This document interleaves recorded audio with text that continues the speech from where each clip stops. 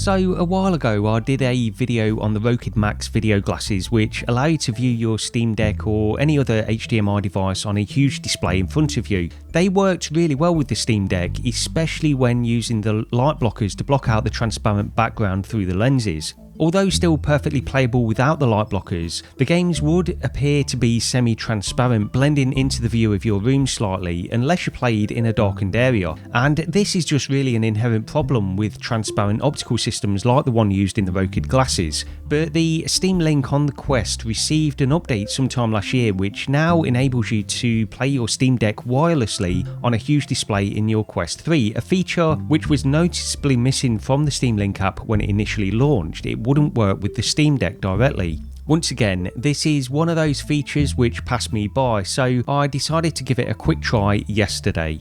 If you own both a Quest 3 and a Steam Deck, then it seems like an obvious pairing really, and when playing games in pass-through mode, you don't have the same limitation in the Quest 3 as you do with the Rokid glasses, and the games all appear perfectly rendered in a large screen completely blocking out the background. The sacrifice with this, however, is that you're playing it on a device which is much heavier and bulkier than the Rokid glasses of course. But the end result is a system which is slightly better overall as a gaming system in my opinion, and not least because it's completely wireless. Both the Quest 3 and the Steam Deck need to be connected to the same local network, and the Steam Link app will automatically recognise that Steam Deck is close by. It informs you that streaming VR games from the Steam Deck isn't possible of course, but 2D games will work fine. The main advantage of playing the Steam Deck in this way is, of course, playing with that huge display and full peripheral view of your surrounding area. But the addition to this is also the ability to pin multiple windows outside of the display while you're playing.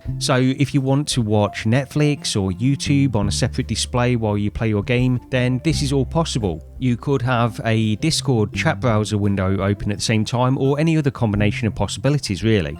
This to me is where the value really lies in playing the Steam Deck in this way, because it doesn't close off your ability to multitask while playing games, and it doesn't cut you off from your environment either. If you choose, you can also play with a separate Bluetooth controller connected to your Quest 3 while your Steam Deck is docked. But one of the annoyances is that the Steam overlay is not displayed in the headset when you press the Steam button on the deck. That's why I generally played with the Steam Deck in hand, so I could just look down in pass-through, activate the Steam overlay and alter various settings while playing. So although possible with a Bluetooth gamepad and it worked fine, I'd still generally recommend playing directly with the Steam Deck in hand. Apart from that, I generally had a flawless experience with it. Playing old retro games while having YouTube up on a separate display was a great way to enjoy these older titles. It even allowed me to switch refresh rates on the Steam Deck and play some of my favourite Amiga titles at their native 50Hz.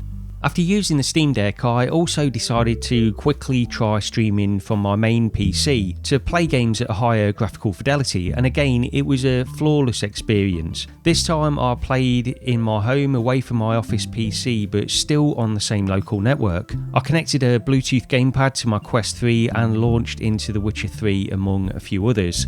I'm currently using the Gamesir Cyclone 2 gamepad with my Quest 3, which I was sent on the understanding that I would not be making a dedicated video review on it, and this isn't sponsored in any way, but it does work very well with Quest 3 for anyone interested. It has TMR technology in the thumbsticks to prevent the drift over long-term use, similar to Hall effect technology, which it does use in the triggers as well. It has extra back buttons and is compatible with PC, Switch, iOS and Android, and that Android part is why it's perfect to use with the Quest 3. And also, when I used it with Virtual Desktop, your PC recognises it as an Xbox controller and it's passed through to VR games such as Star Wars Squadrons without any issues, something which I've actually had problems with in Virtual Desktop on my previous gamepad which I used on the Quest 3, the DualSense controller. That wouldn't work for some reason in Star Wars Squadrons. Now, I'm no gamepad expert or anything, but the Cyclone 2 has received extremely positive reviews from people who know far more about the intricacies of gamepads than I do, so give it a quick look if it's something you're looking for your Quest 3.